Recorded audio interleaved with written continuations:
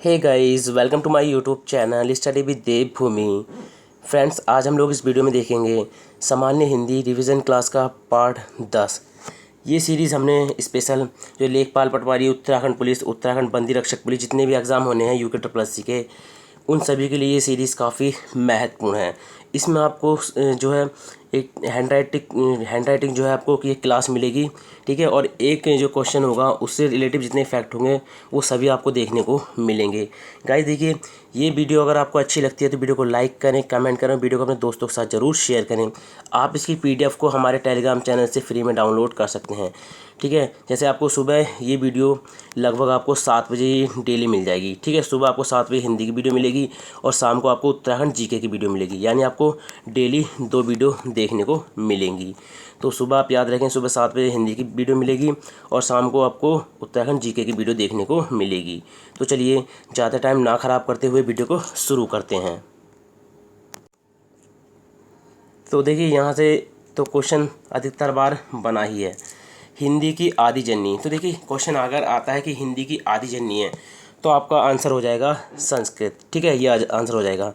उसके बाद देखिए, संस्कृत के बाद आती है पाली, पाली के बाद प्राकृत, प्राकृत के बाद अपभ्रंश, अपभ्रंश के बाद अबहट, अबहट के बाद आती है प्राचीन या प्रारंभिक हिंदी।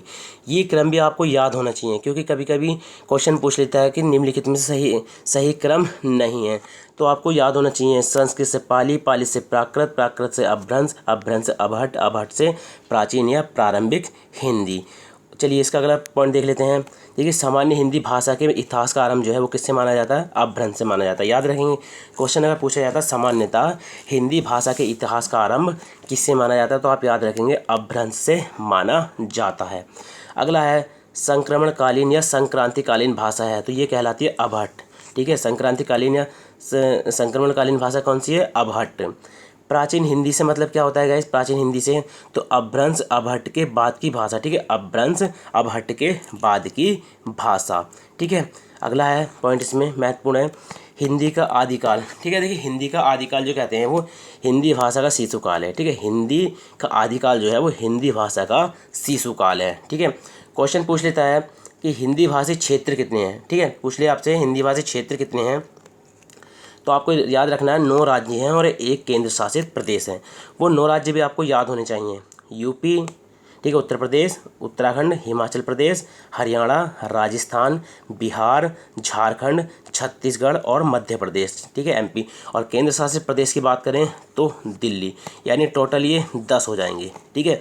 अगर राज्य पूछता है आपसे तो आपको 9 लगाना है, केंद्र शासित प्रदेश सहित पूछता है तो आपने 10 लगाना है, आपसे कुल पूछता है तो आपने भी 10 लगाना है, ठीक है। जिस तरह से आपसे ये क्वेश्चन एग्जामिनर करेगा आपने इसका आंसर उसी तरह से देना है, ठीक है। अगला देख लेते हैं। देखिए, यहाँ से तो भर भर के क्वेश्चन पूछे जाते हैं उपभाषाओं से, ठीक है। तो देखिए, हमारी 5 उपभाषा हैं और 17 बोलियां हैं, ठीक है। अब देखिए, कहीं कहीं 18 बोलियां भी आपको देखने को मिलती हैं, कहीं कहीं, ठीक है।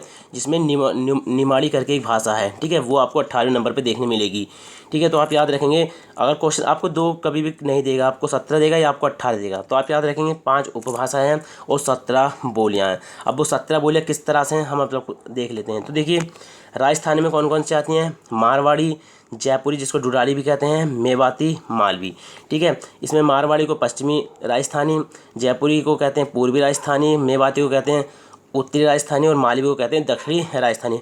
पश्चिमी हिंदी से देखिए सबसे ज़्यादा क्वेश्चन अभी तक बन रखे हैं पश्चिमी हिंदी से।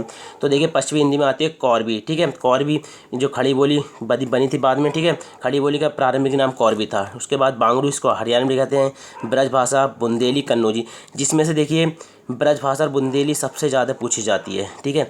बुंदेली और बघेली में थोड़ा सा कन्फ्यूज़न होते हैं बच्चे, ठीक है, बघेली और बुंदेली में, ठीक है। बघेली को हम आगे पढ़ेंगे। उसके बाद आती है पूर्वी हिंदी। कौन सी आती है गाइस? पूर्वी हिंदी। तो पूर्वी हिंदी में देखिए, एक तो आती है अवधी, दूसरी आती है बघेली और तीसरी आती है छत्तीसगढ़ी। चौथी की बात करें हम लोग बिहारी, तो इसमें आती है भोजपुरी, मगही, मैथिली। पाँचवीं की बात करें हम लोग तो पहाड़ी में आती है कुमाऊनी, गढ़वाली। अब इनको देखिए काउंट कर लीजिए, ठीक है। 1 2 3 4 5 6 7 8, 8 तो ये हो गई, ठीक है। 8 9 10 11 12 13, ठीक है, 13 14 15 16 17, ठीक है। ये टोटल जो 17 हो गई हैं। तो अब यहाँ से आप क्वेश्चन अगर आप करते भी हैं कि कितनी बोलियाँ, तो आप गिन लेना भाई, ठीक है। 5 उपभाषाएं और 17 बोलियाँ, कहीं कहीं आपको 18 भी देखने को मिलेंगी, ठीक है। चलिए अगला पॉइंट हम लोग देख लेते हैं। देखिए गाइस, मैं लगभग ये वीडियो आपके लिए कम से कम 2:30 बजे रिकॉर्ड कर रहा हूँ, ठीक है। तो पीछे देखिए कुत्ते के भौंकने की आवाज़ आ रही है, ठीक है, तो प्लीज़ आप उसको इग्नोर करें। तो देखिए प्रमुख बोलियों का संचित अगर हम लोग विवरण की बात करते हैं तो सबसे पहले बात करते हैं हम लोग कौरवी की। किसकी बात करते हैं हम लोग? कौरवी। और इसकी ये बाद में क्या बनी थी? खड़ी बोली। तो देखिए खड़ी बोली का मूल नाम क्या है? कौरवी, ठीक है। क्वेश्चन पूछ लेता है कौरवी का मूल नाम क्या है, तो याद रखेंगे खड़ी बोली का जो मूल नाम है वो है कौरवी, ठीक है। खड़ी बोली का मूल नाम कौरवी हो गया। साहित्यिक भाषा बनने के बाद इसका नाम क्या पड़ गया था? खड़ी बोली। क्या पड़ गया था इसका नाम गाइस? खड़ी बोली। खड़ी बोली के अन्य नाम की बात करें तो इसको देखिए बोलचाल की हिंदुस्तानी कहा जाता है, सर हिंदी कहा जाता है, वर्नाक्युलर खड़ी बोली भी कहा जाता है। तो इसके अन्य नाम भी आप याद रखेंगे।